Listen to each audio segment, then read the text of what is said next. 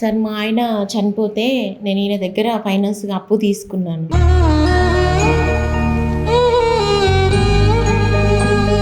నేను మా ఆయన చనిపోయే బాధలో ఉంటే ఆయన వచ్చి ఏదో వద్దు సార్ నేను చెప్పలేను.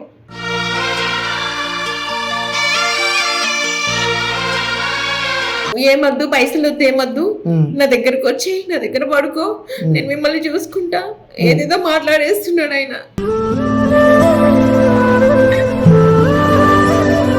నీకు 90,000 నీ లెక్క ప్రకారం 90,000, అమ్మాయి లెక్క ప్రకారం 60,000 అనుకున్నావు. సరే దానికి నువ్వేమన్నావు?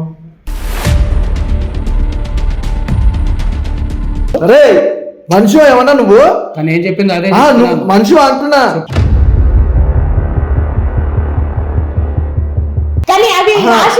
ఇప్పుడు ఏమంటున్నా? నువ్వే అన్నావు అంటుండు. అమ్మాయి నీతో పడుకుంటావు కదా, పోరం పోకేదా? చెప్పు, నిజం చెప్పరా? అదే చెప్పిందని చెప్తున్నా కదండి. అదే చెప్పింది, అదే అదే నీ వల్ల నాకు ఎన్ని గొడవలు అవుతుంది. ఏమని అడిగా? డబ్బులు ఇవ్వకపోతే ఇంకా మనం కలిసి ఉందామా అని అడిగా. తప్ప అంట. ఇట్లా వాళ్ళ పెళ్ళం లేదా సార్, వాళ్ళ పిల్లలు లేరా? నాట్లాంటి బిడ్డ ఉంది కదా వాడికి, అది ఇట్లా మాట్లాడడం కరెక్టేనా?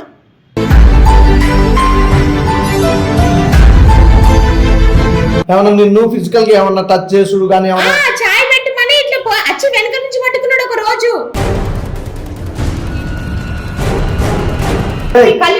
అలా హస్బెండ్ చనిపోయి ఆమె బాధ.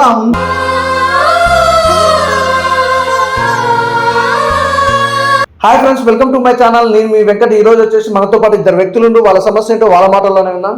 నమస్తే అమ్మా. ఏం పేరండి? హేమ సార్ నా పేరు. హేమ. ఓకే, మీ పేరు సార్? నమస్తే, నా పేరు గౌతమ్ అండి. గౌతమ్.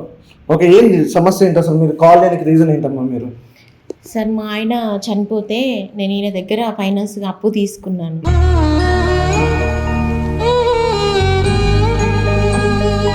ఎలా చనిపోయాడు? ఎలా అంటే కొంచెం అనారోగ్యంతో ఉండే ఆయన. చాలా రోజుల నుంచి, ఒక 3-4 ఇయర్స్ నుంచి మంచంలో ఇదైపోయి ఉంటే, నేను టైలరింగ్ వర్క్ చేసుకుంటా, ఇంకా బయట కూడా పనికి వెళ్తుంటా నేను. సార్ పరిచయం అయితే నేను ఆయన దగ్గర ఫైనాన్స్గా తీసుకున్నా, ఒక 3 lakhs వరకు తీసుకున్నా. కొన్ని అన్నీ అయిపోయినాయి, ఇంకొక 70,000-60,000 వరకు ఉంటాయి. అవి కూడా నేను ఇచ్చేస్తాను చెప్తున్నా. కొంచెం టైం కావాలి నాకు. మొన్ననే మా ఆయన ఇదైపోయారు, కొంచెం ఏం చేయనో అర్థం కావట్లేదు. ఇప్పుడు ఒక 3 months నుంచి నేను పని లేక ఖాళీగా ఉన్నా. ఆయనకు ఇస్తాను కానీ ఆయన పిచ్చి పిచ్చిగా మాట్లాడడం, ఎవరు లేని చూసి ఇంటికి రావడం. నేను మా ఆయన చనిపోయే బాధలో ఉంటే ఆయన వచ్చి ఏదో వద్దు సార్ నేను చెప్పలేను.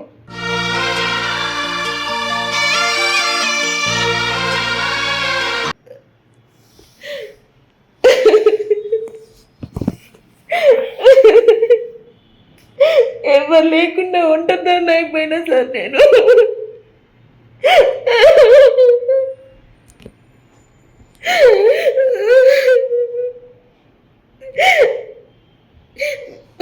వేరే వాళ్ళని అడిగితే మీ అడ్రస్ చెప్పారు, నాకు నెంబర్ ఇచ్చారు, మిమ్మల్ని కలిసి మాట్లాడదాం, నా సమస్య చెప్పుకుందామని మీ దగ్గరికి వచ్చిన సార్ నేను.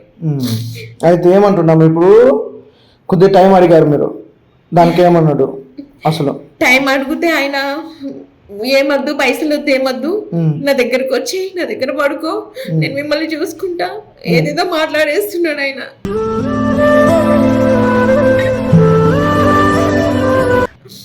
పక్క వాళ్ళు కూడా ఈయన వచ్చుడు చూసి వాళ్ళు కూడా వేరేగా అబద్ధం చేసుకుంటుండ్రు. ఇంకా 60,000 ఇవ్వాలి సార్ నేను, ఎట్లాగో అట్లాగే ఇస్తా అంటున్నాను కదా. అంటే మీకు పిల్లలు ఇట్లా ఎవరు లేరమ్మా? పిల్లలు ఉన్నారు, ఒక బాబు ఉన్నాడు, వాడు చిన్న ఉంటాడు, స్కూల్కి వెళ్తాడు వాడు. ఏ సార్ ఏంది? యాక్చువల్ తను చెప్పిందంతా రాంగ్ అండి. తను వాళ్ళ హస్బెండ్ చనిపోయాడు అని చెప్పి నా దగ్గర 3.5 లక్షలు తీసుకుంది. ఓకే. తను చెప్పడం ఏం చెప్పిందంటే, నాకు ఎవరు తోడులేరండి, మీరే నాకు తోడు ఉండాలి అనే కండిషన్ మీద తీసుకుంది. సరే, ఇప్పుడు అమ్మాయి డబ్బులు అయితే కొద్ది అయితే కట్టింది కదా? కట్టింది. ఇప్పుడు ఎంత ఇవ్వాలి? అమ్మాయి చెప్పింది 60,000-70,000. 60,000 వరకు ఇవ్వాలి. నీకు 90,000, నీ లెక్క ప్రకారం 90,000, అమ్మాయి లెక్క ప్రకారం 60,000 అనుకున్నావు. సరే దానికి నువ్వేమన్నావు? ఏమన్నాను? ఎప్పుడు పడితే అప్పుడు వాళ్ళ ఇంటికి పోవడం. ఎప్పుడు పడితే అప్పుడు కాదండి, నేను ఫైనాన్స్ వ్యాపారం చేస్తూ ఉంటాను, బిజీగా తిరుగుతూ ఉంటాను బయట, నాకు వీలైనప్పుడు వెళ్తూ ఉంటాను. వీలైతే అర్ధరాత్రి 2-3 వెళ్ళదు కదా, నాకు టైం ఉన్నప్పుడు అమ్మాయితో వెళ్ళా. అమ్మాయితో ఎట్లా ఉన్నావు? వాళ్ళ హస్బెండ్ చనిపోయి అమ్మాయి బాధలో ఉంది, నువ్వు అట్లా ఎట్లా మాట్లాడతావు? మరి నేను అప్పటికి వెళ్ళి వినయంగా అడిగాను, ఏమని? డబ్బులు ఇవ్వట్లేదు కదా, మరి నువ్వు ముందే అని చెప్పు. అరే మనిషి ఏమన్నా నువ్వు? తను ఏం చెప్పింది అదే మనిషి అంటున్నా. ఏం చెప్పాలి? ఏం చెప్పాలి చెప్పండి. ఏం చెప్పాలి? ఏంది డబ్బులు ఇవ్వకపోతే మీ హస్బెండ్ చచ్చిపోయింది కదా, నేను నీతో ఉంటా పద్ధత? ముందు అలాగే మాట్లాడింది నాతో. తను మాట్లాడిందా? ఏది ఇంత డబ్బు కట్టిన అమ్మాయి ఇంకో 50-60 వేలకు భయపడి నీకు చెప్పిందా నీతో కలిసి ఉంటామన్నా? 60-70 వేలకి ఏమమ్మా? అస్సలు ఆ మాట నేను ఎందుకు అడిగమ్మా నన్ను అట్లా చెప్పుంటే నేను మిగతా పైసలు కట్టకపోయి ఉండేది. అది అడుగు, నువ్వు అడుగు. ఇంతకు సార్ మీరు డబ్బులు ఇచ్చినందుకు నేను మీకు రెస్పెక్ట్ ఇస్తున్నా, నేను మీకు చాలా రెస్పెక్ట్ ఇస్తున్నా. 5 రూపాయల కాడికి ఇంట్రెస్ట్ అని ఇంట్రెస్ట్ మీద ఇంట్రెస్ట్ 60 వేలు అసలు నాకు తెలిసి ఇంకో 20-30 వేలు ఇవ్వాలి కావచ్చు సార్ నేను, కానీ అది రాసి పెట్టి నువ్వే అన్నవంటుండు. అసలు నేను ఎందుకంటా సార్? ఆయన వయసు ఏంది, నా వయసు ఏంది? నేను అట్లా చెయ్యాలనుకుంటే నాకు బయట లేరా సార్ చెప్పండి? నేను ఒకవేళ చెయ్యాలనుకుంటే బయట లేరా నాకు? డబ్బులు మీరు ఇస్తారు కాబట్టి ఫైనాన్స్ కి మీకన్నా ఇంట్రెస్ట్ తీసుకుంది. డబ్బులు తీసుకున్నంత మాత్రం నువ్వు డబ్బులు తీసుకుంటున్నావు, పుణ్యానికి ఏమి ఇదిలే. కలిసి ఉందాం అని చెప్పింది. మాట్లాడవమ్మా. నేను మిగతా పైసలు కూడా కట్టకపోయేదాన్ని కదా. రెస్పెక్ట్ కూడా ఇవ్వను నేను. మా ఆయన అనారోగ్యంగా ఉంటే డబ్బులు ఇచ్చాడని నేను రెస్పెక్ట్ ఇస్తున్నా, వీడికి నేను రెస్పెక్ట్ కూడా ఇవ్వను. ఇప్పుడు చాలా టార్చర్ సార్. అసలు నువ్వు తప్పు చేసినావు, ఆ తప్పులో కూడా మా అమ్మాయి మీద చేసినావు, నింద చూసినావా? అది నాకు అవసరం నాకు లేదండి, చెప్పిందే మీకు. అమ్మాయి నీతో పడుకుంటావు కదా, పోరబ్బోకే కదా.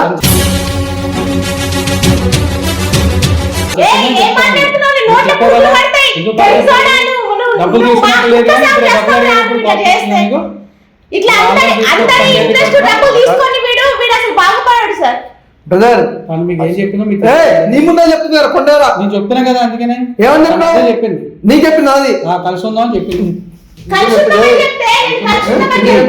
తను చెప్పిందని చెప్పు. నిజం ఏందో ఇప్పుడు చెప్పు. నీ పైసలు నేను ఇస్తా, నీ పైసలు నేను ఇస్తావా? నీ పైసలు నేను ఇస్తా. అమ్మాయి చెప్పు, ఏందో చెప్పు ఇప్పుడు చెప్పు. ఒప్పుకో, నిజం ఏమైందో ఒప్పుకో, చెప్పు. నిజం చెప్పరా? చెప్పిందని చెప్తున్నా కదండి. అదే చెప్పింది, అదే అదే నీ వల్ల నాకు ఎన్ని గొడవలు అవుతుంది. తీసుకున్నప్పుడు డబ్బులు ఏమో ఎలా పడతావు? నువ్వు డబ్బులు ఇచ్చేందుకు అమ్మాయి రెస్పెక్ట్ ఇచ్చింది. వాళ్ళ హస్బెండ్ చనిపోయినప్పుడు నువ్వు హెల్ప్ చేసినావు, 5 రూపాయలు కట్టుకోవాలి. నువ్వేమంటున్నావు? అమ్మాయి పడుకుందామని చెప్పిందని నువ్వు అంటున్నావు. అనే కలిసి ఉందామని చెప్పిందని ఇప్పటికీ చెప్తున్నా. అమ్మ ఏందమ్మా? నేను ఎందుకు చెప్తా సార్ అట్లా? కలిసి ఉందామని చెప్తే ఆడవాళ్ళు చేసేస్తే మీరు ఎలా పడతారు సార్? ఆడవాళ్ళు ఏడ్చిందని అడుగుతారని సార్. అమ్మాయి బాధపడుతుంది, అంత బాధపడుతుంది. డబ్బులు సంవత్సరం అయింది, డబ్బులు అయితే ఇచ్చింది కదా, డబ్బులు అయితే కడుతుంది కదా. అమ్మాయి ఎందుకు చెప్తుంది? నీ డబ్బులు నేను ఇప్పిస్తానే, నీ డబ్బులు నేను ఇస్తా. అయితే నా దారి నేను వెళ్ళిపోతాను. నీ దారిలో వెళ్ళిపోతా. ఈ ముచ్చట ఇప్పుడు అయిపోయింది కదా. ఈ అమ్మాయిని నువ్వేమన్నా అన్నావా లేదా? నిజం చెప్పు. నేను మామూలుగా అడిగాను. ఏమని అడిగావు? డబ్బులు ఇవ్వకపోతే ఇంకా మనం కలిసి ఉందామా అని అడిగాను. తప్ప అంట. తప్పు కాకపోతే ఏందా? తప్పు కాకపోతే ఏంది అది? డబ్బులు మరి వ్యాపారం నీకు డబ్బులు ఇస్తుంది కదా, నీకు డబ్బులు ఇస్తుంది కదా. డబ్బులు సగమే ఇచ్చింది, సగం ఇవ్వలేదు. ఇస్తాను. ఇప్పుడు ఒక నిమిషం, అమ్మాయి ఏమన్నా టైం కావాలా ఇస్తా డబ్బులు అని అన్నది, కానీ నీతో పడుకున్నావు అని అన్నదా? నువ్వు అన్నావు కదా, ఇప్పుడు నేనే ఒప్పుకున్నావు కదా నువ్వే. మరి ఏ మనిషివి? ఎందుకు అమ్మాయి టార్చర్ ఎందుకు పెడుతున్నావు? టార్చర్ ఏం పెట్టలేదు. ఏమంటున్నావు? నువ్వు ఏమన్నాడమ్మా? ఇంటికి వస్తారు ఎవరైనా డబ్బులు ఇస్తే, ఫైనాన్స్ ఇస్తే ఇంటి ముంగడికి వస్తారు, లేదంటే ఈ టైంకి వస్తున్నామ్మా ఫోన్ పే చేయి, లేకపోతే రాగానే ఇచ్చేయి అన్నట్లుగా మాట్లాడతారు కదా. చెప్పులు వదిలేసి ఇంట్లోకి వస్తాడు సరాసరిగా. మా ఆయన చనిపోయిన బాధలో 3 నెలలు అవుతుంది సార్ నేను చనిపోయి. ఆ బాధలో నేనుంటే ఈయనకు లేచి చాయ్ పెట్టాలి, లేకపోతే టిఫిన్ చేయవా ఏమన్నా ఇట్లా. అసలు మొగుడు చేసుకున్న మొగుడన్నా టార్చర్ చేయరు. అంతగానం చేస్తే డబ్బులు ఇచ్చిండు కదా, ఇవాళ లేవు ఆగుతాడేమో, నేను చాయ్ పెట్టిస్తా, నేను చాయ్ కూడా పెట్టిస్తా ఈయనకి, పెద్దోడని రెస్పెక్ట్ ఇస్తా నేను ఈయనకి. ఆయన పిచ్చి పిచ్చిగా అసలు మామూలు టార్చర్ కదా సార్. ఇంట్లో వాళ్ళ పెళ్ళం లేదా సార్? వాళ్ళ పిల్లలు లేరా? నాట్లాంటి బిడ్డ ఉంది కదా వాడికి. అది ఇట్లా మాట్లాడడం కరెక్టే ఉన్నా?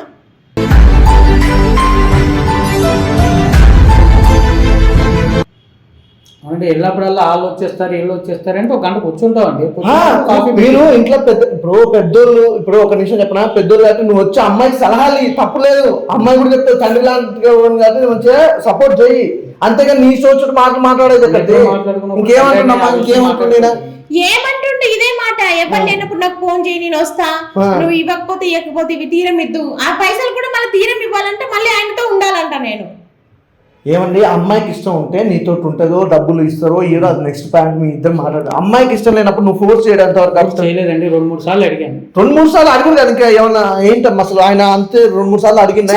చాయ్ పెట్టమంటాడు కదా, అసలు నేను నా మైండ్ లో లేదు. ఆ చాయ్ గురించి వదిలిపెట్టమ్మా, ఏమన్నా నిన్ను ఫిజికల్ గా ఏమన్నా టచ్ చేసుడు కానీ ఏమన్నా చాయ్ పెట్టమని ఇట్లా అచ్చి వెనక నుంచి పట్టుకున్నాడు ఒక రోజు.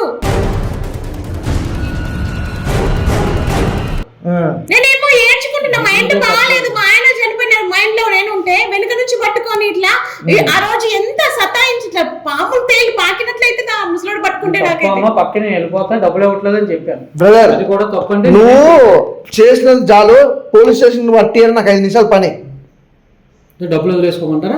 డబ్బులు నీకు ఇస్తాను ఆయన, నీ డబ్బుల గురించి వదిలిపెట్టు, కానీ అమ్మాయిలు ఎందుకు టార్చర్ పెడుతున్నావు? టార్చర్ పెట్టలే, నాకు టైం అయిపోతుంది జరగమని చెప్పా. ఇలాంటివన్నీ అబద్ధాలు చెప్పుకుని బతుక్కోవాలి. అలా హస్బెండ్ చనిపోయి ఆమె బాధ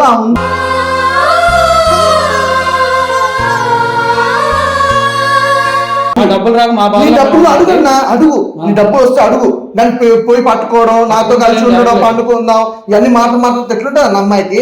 ఎందుకో ఎవరు లేరు వాళ్ళకి ధైర్యం చెప్తాను కూడా ఎవరు లేరు. కానీ ఫస్ట్ ఒకటి చెప్పింది, నేను తర్వాత మాట మారుస్తుందండి. మీరు ఆడవాళ్ళ మాటలు ఉంటారు, ఆడవాళ్ళ మాట కాదండి, నీకు కావాల్సింది ఏంటంటే నీ డబ్బులు. 60,000 ఉంటాయి అన్న, 60-70,000 ఉంటాయి నాకు తెలిసి ఈజీగా. ఇంకేమైనా తక్కువ పడితే ఆ 30,000 అన్నది నువ్వే 90,000 చెప్పినావు, 60,000 దాకా ఉంటాయి. అలా ₹1 తక్కువ ఉంటుంది, 60,000 పైన ఉంటాయి కానీ తక్కువ అవుతుండే. నీకు క్లియర్ చెప్తున్నా, ఆ అమ్మాయి జోలి కోసం మాత్రం మర్యాద కూడా. సరే ఇక నుంచి నాకు ఫోన్ చేద్దాం, మళ్ళీ ఫోన్ అమ్మాయి నెంబర్ బుక్ లో రాసి పెట్టినవి కూడా ఉన్నాయి, అట్లా కొట్టేయమని చెప్పండి. ఆ బుక్ లో రాసి పెట్టినాయి. బుక్ మర్చిపోయాను, ఫోన్ లోనే ఉన్నాయి, ఇందులో ఏడిపోతాడు, వీడియో ఉంది అసలు, ఏడిపోతాడు అమ్మాయి ఎంత దూరం పోతాడు. రేపు తెచ్చి కాగితం తెచ్చి ఆఫీస్ వీడికి వచ్చి మా ఆఫీస్కి వచ్చి కాగితం నేను అమ్మాయికి అయితే మళ్ళీ నాకు ఫోన్ చేద్దాం కోసం మళ్ళీ అడిగితే నీకు ఇయ్యాలి పడదా?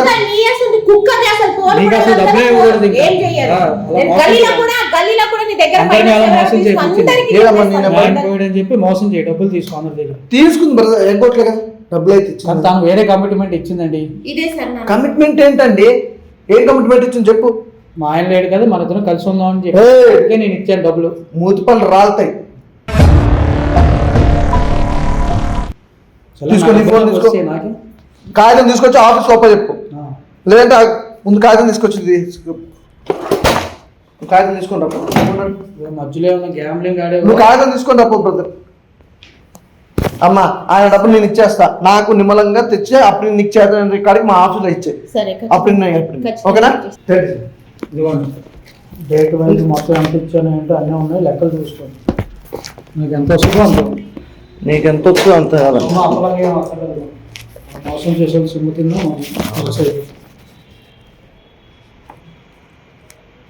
ఇలా ఇది ఇచ్చిందా అమ్మాయి అంతా? ఇప్పుడు ఈ 60,000కి నువ్వు రాసి పెట్టిందా? 60,000కి రాసి పెట్టింది.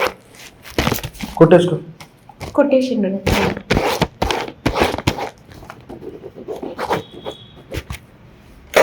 పట్టుకోమ్మా ఫోన్.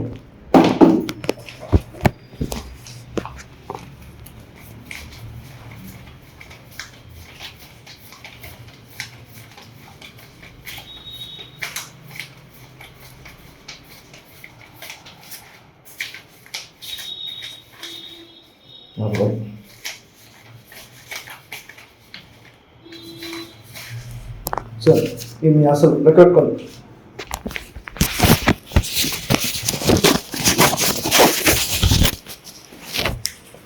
కరెక్టే ఉంటాయి, మీరు లెక్క పెట్టకుండా కరెక్టే ఉంటాయి, ఓకేనా? ఇంకా ఎక్కువనే ఉంటాయి, తక్కువ అయితే ఉంటాయి.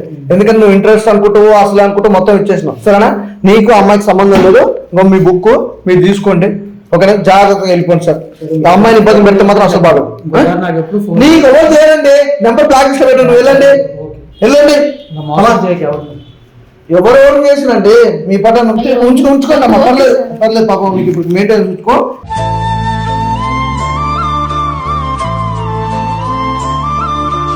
ఇది చెప్తున్నా గుర్తుపెట్టుకో. మళ్ళీ అతను నీకు ఫోన్ చేసిన, ఎందుకంటే బ్లాక్ లిస్ట్ లో పెట్టేసిన నీ నెంబర్. చాడిస్టోడికి ఫోన్ కూడా అయిపోయింది నా పరిస్థితి బాగాలేక వాడి దగ్గర అప్పు తీసుకోవడం తప్పైపోయింది. సర్లేండి, మీరు వెళ్ళండి, పర్లేదు. సరే.